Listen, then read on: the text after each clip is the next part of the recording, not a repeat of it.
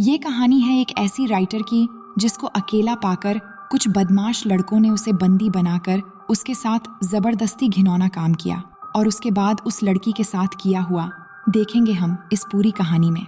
तो कहानी की शुरुआत में हम जेनिफर नाम की एक लड़की को देखते हैं जो एक नॉवल राइटर है। अब क्योंकि वो एक राइटर है इसलिए वो शहर से दूर एक लोकल इलाके में रहने जाने वाली थी ताकि वहाँ पे वो अपनी नॉवल कंप्लीट कर सके। इसलिए पहले वो एक स्टोर में जाके अर्ल नाम के एक बंदे से मिलती है ताकि उससे अपनी कैबिन की चाबी ले सके। क्योंकि अर्ल उस कैबिन का ऑनर है इसलिए वो जेनिफर को कैबिन की चाबी देता है और वहाँ पे जाने का रास्ता बताता है। अब कुछ दूर आगे जाकर रास्ते में जेनिफर पेट्रोल भरवाने के लिए एक पेट्रोल पंप पे रुकती है जहाँ उसे दो लोग दिखाई देते हैं जो उसे घूर रहे थे और इनके नाम होते हैं एंडी और स्टैनली। तभी वहाँ पे जॉनी नाम का एक वर्कर आता है जो जेनिफर की मदद करने लगता है और जेनिफर से पूछता है कि वो कहाँ पे रुकी हुई है। तो जेनिफर कहती है कि वो यहाँ पास ही के एक कैबिन में रहने वाली है। जिसके बाद जेनिफर जॉनी को पैसे देती है। तभी गलती से उसका पैर एक बाल्टी से टकरा जाता है जिससे जॉनी के पैंट भीग जाते हैं और ये देख के उसके दोस्त हंसने लगते हैं। अब जेनिफर उससे सॉरी कहती है और पैसे देकर वहाँ से निकल जाती है। जिसके बाद वो अपने कैबिन में पहुँचती है जो कि जंगल के बिल्कुल बीचों बीच था। अब वहाँ जाने के बाद वो अपनी राइटिंग करना शुरू कर देती है। रात को जेनिफर जब अपने दोस्त से बात कर रही होती है तो अचानक उसे कैबिन के पीछे से कुछ आवाज आती है। जिसके बाद जब वो वहाँ जाती है तो देखती है कि वहाँ के एक कमरे का दरवाजा खुला हुआ है। वो कमरे के अंदर जाती है तो उसे वहाँ पे कई सारे औजार और वहाँ पे एक जहरीला पाउडर का डब्बा भी नजर आता है। जिसके बाद वो उस कमरे का दरवाजा बंद करके वापस अपने कैबिन में आ जाती है। अब आकर जब वो राइटिंग कर रही थी तो गलती से उसके कपड़े पे बियर की ग्लास गिर जाती है तो वो अंदर जाती है उसे धोने के लिए।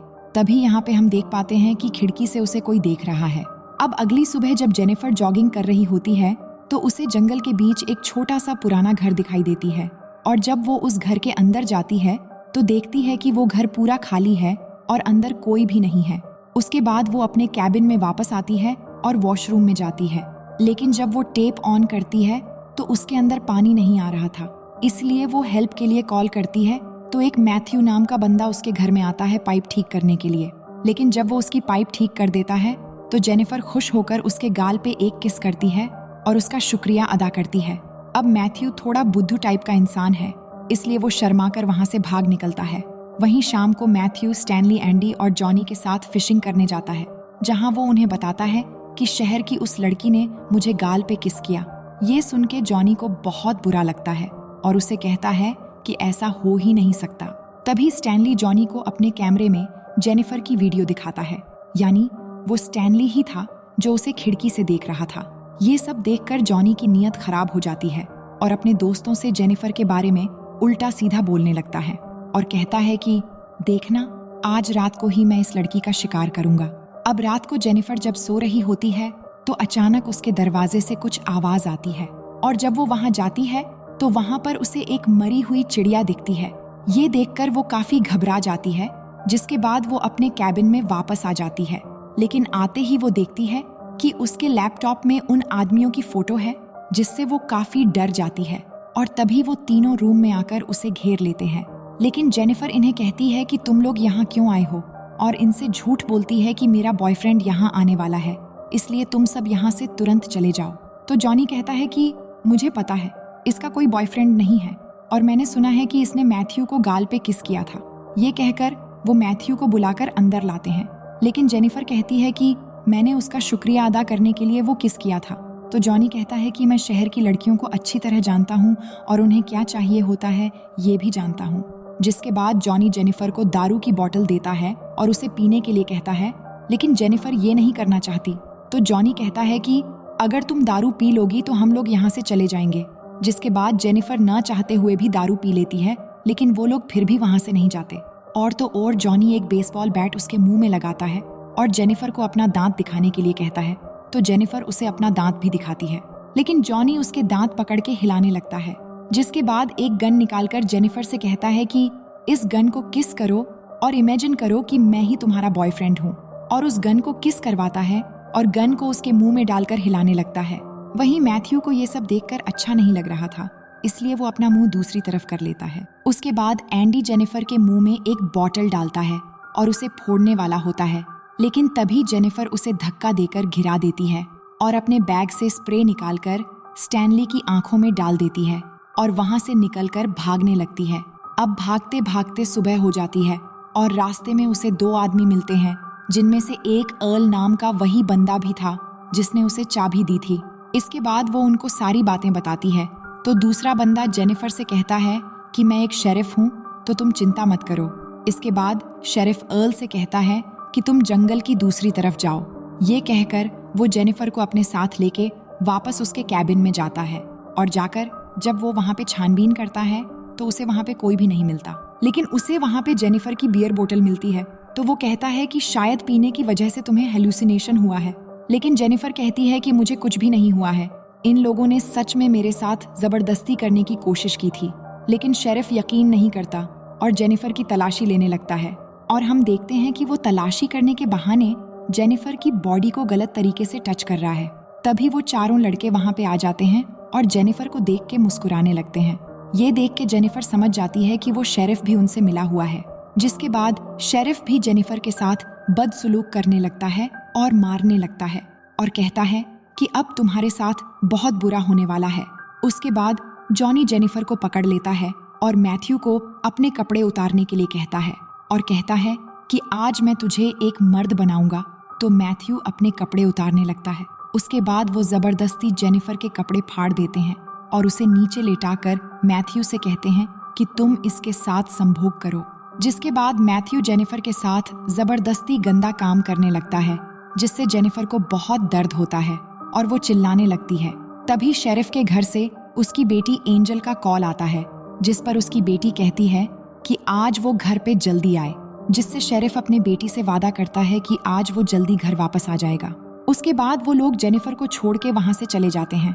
अब उनके जाने के बाद जेनिफर किसी तरह उठकर बिना कपड़ों के हालत में वहां से बाहर निकलकर जाने लगती है, लेकिन कुछ दूर आगे जाने पर वो पांचों फिर से उसके सामने आकर घेर लेते हैं, क्योंकि अभी भी उनका मन नहीं भरा था। जिसके बाद वो फिर से उसे पकड़कर जमीन पर लेटा देते हैं और एंडी जेनिफर के मुंह को पानी में डुबोने लगता है और इस बार शेरिफ अपने कपड़े उतारकर जेनिफर के साथ जबरदस्ती करने लगता है, जिससे जेनिफर दर्द से जोर जोर से चिल्लाती है। लेकिन वो दरिंदे एक एक करके सभी उसके साथ संभोग करने लगते हैं और जब उनका मन भर जाता है तो वो उसे छोड़ देते हैं। इसके बाद जेनिफर किसी तरह उठकर वहां से जाने लगती है और इतना जुल्म सहने के बाद वो पूरी तरह पागल सी हो गई थी। फिर जब वो एक पुल के पास पहुंचती है तो वो पांचों फिर से उसे मारने के लिए वहां आ जाते हैं, लेकिन तभी जेनिफर पानी में कूद जाती है। जिसके बाद जब वो पांचों पानी में देखते हैं तो उन्हें जेनिफर कहीं भी नजर नहीं आती, इसलिए वो घंटों तक उसकी बॉडी के ऊपर आने का इंतजार करते हैं, लेकिन जेनिफर की बॉडी ऊपर नहीं आती। शेरिफ ये देखकर उन सभी से कहता है कि तुम्हें जेनिफर पर नजर रखनी होगी, अगर वो यहाँ से भाग गई तो हम सब मुसीबत में पड़ सकते हैं। फिर वो जेनिफर के सभी चीजों को जला देते हैं ताकि कोई सबूत न बचे। अब रात को शेरिफ अपने घर आता है और अंदर जाकर अपनी बेटी से मिलता है, जहां उसकी बेटी उसे सरप्राइज देती है कि वो ऑनर्स प्रोग्राम के लिए सिलेक्ट हो गई है।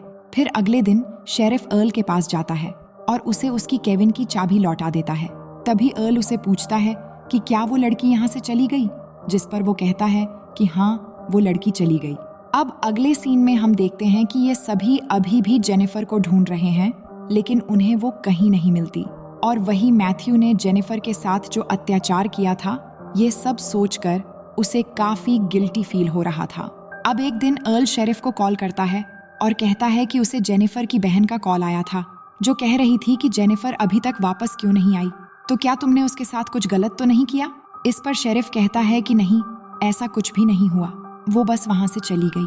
अब अगली सुबह स्टैनली भागते हुए एंडी और जॉनी के पास आता है और उन्हें बताता है कि उसका कैमरा चोरी हो गया है और उस कैमरे में जेनिफर की वो सारी वीडियो क्लिप थी। ये सुनकर जॉनी स्टैनली को मारने लगता है और कहता है कि तुम्हें वो सब रिकॉर्ड करने की क्या जरूरत थी। अब रात को जॉनी जब अपने घर में होता है तो उसे अपने दरवाजे पर कुछ आवाज आती है और जब वो वहां जाता है तो उसके दरवाजे पर एक मरी हुई चिड़िया मिलती है, जिसे देखकर वो सोचता है कि शायद स्टैनली और एंडी उसके साथ प्रैंक कर रहे हैं। लेकिन उसे फिर से वही आवाज सुनाई देती है और वहां जाने पर उसे जेनिफर की एक चप्पल मिलती है, जिसे देखकर वो काफी घबरा जाता है।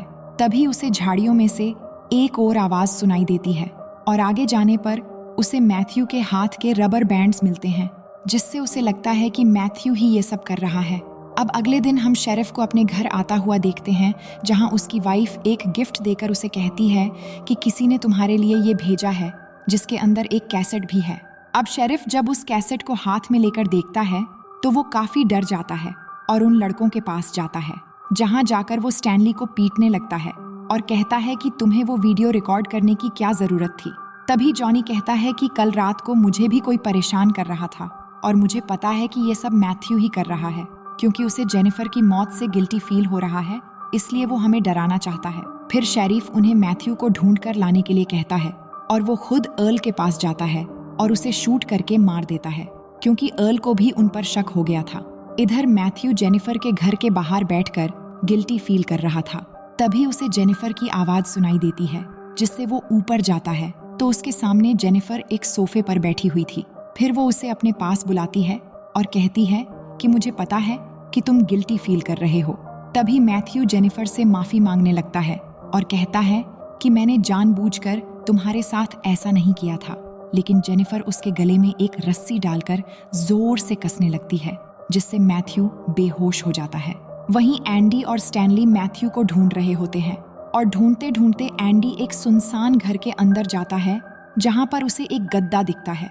वहीं इधर स्टैनली के सामने जेनिफर आ जाती है, जिसे देखकर जब वो उसे मारने के लिए आगे बढ़ता है तो उसका पैर एक ट्रैप में फंस जाता है, जिससे वो चिल्लाकर एंडी को बुलाने लगता है। और जब एंडी वहां पर आता है तभी जेनिफर पीछे से आकर एंडी पर अटैक कर देती है और फिर स्टैनली के भी सर पर मार देती है, जिससे वो बेहोश हो जाते हैं।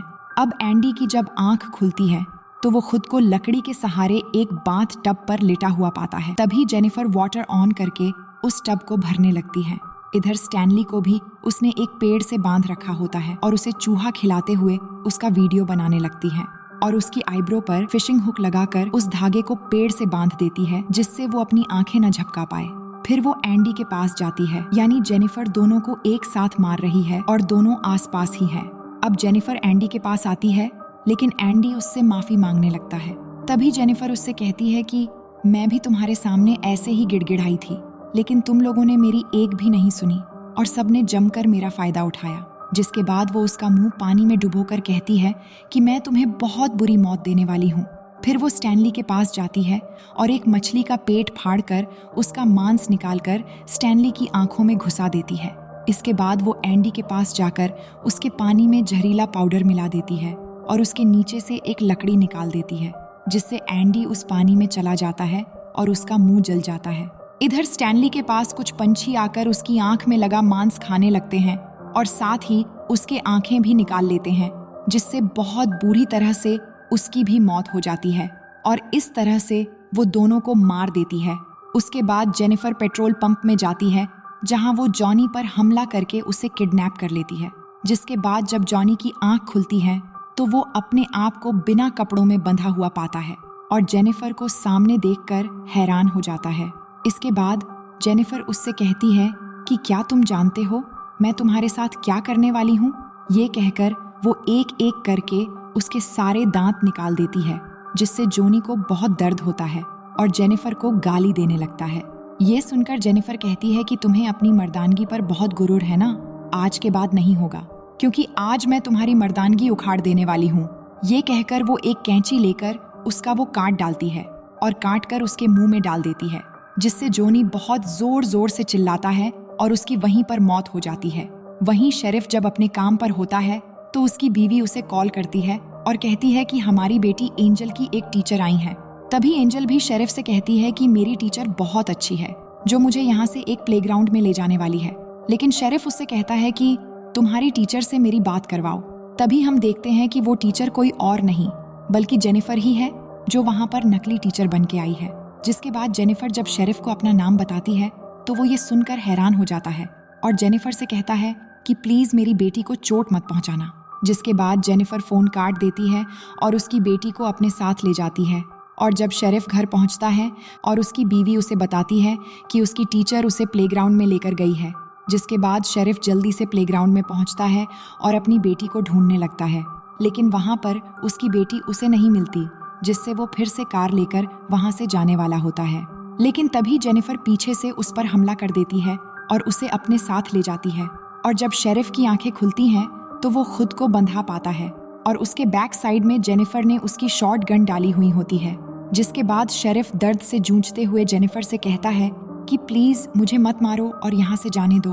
तभी जेनिफर उस शॉटगन को और अंदर बार बार डालने लगती है और कहती है कि मुझे भी ठीक ऐसा ही लगा था जब तुम सब ने दरिंदे की तरह मेरे साथ जबरदस्ती कर रहे थे। तभी शेरिफ उससे पूछता है कि तुमने मेरी बेटी के साथ क्या किया। तो जेनिफर कहती है कि तुम्हारी बेटी तो काफी जवान और खूबसूरत है, अगर कोई उसके साथ जबरदस्ती करे तो उसे कैसा लगेगा। तभी शेरिफ कहता है कि जो मेरी बेटी के साथ ऐसा करेगा मैं उसे जान से मार डालूंगा। तभी जेनिफर कहती है कि मैं भी ठीक वैसी सजा तुम्हें देने वाली हूँ, क्योंकि तुमने भी किसी की बेटी के साथ ऐसा ही किया था। जिसके बाद जेनिफर उस शॉटगन की ट्रिगर में एक रस्सी डालती है और उस रस्सी को टाइट करके उसका दूसरा मोड़ मैथ्यू के हाथ में बांध देती है, जो बिल्कुल शेरिफ के सामने बेहोश पड़ा हुआ था। जिसके बाद वो शेरिफ से कहती है कि जब मैथ्यू को होश आएगा तो तुम दोनों मारे जाओगे। ये कहकर वो बाहर जाकर बैठ जाती है। जिसके बाद मैथ्यू को होश आ जाता है, जो शेरिफ को देख के हैरान हो जाता है। तभी शेरिफ उससे कहता है कि बिल्कुल भी मत हिलना, लेकिन मैथ्यू अपना हाथ हिला देता है, जिससे वो गन चल जाती है और गन से निकला हुआ गोली शेरिफ के पीछे से चीरता हुआ आकर सामने मैथ्यू को लग जाती है, जिससे शेरिफ और मैथ्यू दोनों की वहीं पर मौत हो जाती है। फिर हम जेनिफर को देखते हैं, जो इन सभी दरिंदों को बुरी तरह से मौत देकर अपना बदला लेने के बाद बहुत खुश थी। और इसी सीन को दिखाते हुए ये कहानी यहीं पर ख़त्म हो जाती है। तो दोस्तों, इस मूवी का पार्ट 2 देखने के लिए आप हमें कमेंट करके बता सकते हैं। और आपने अगर यहाँ तक वीडियो देख लिया तो बेहद शुक्रिया। बाकी हम मिलते हैं एक और नई कहानी के साथ।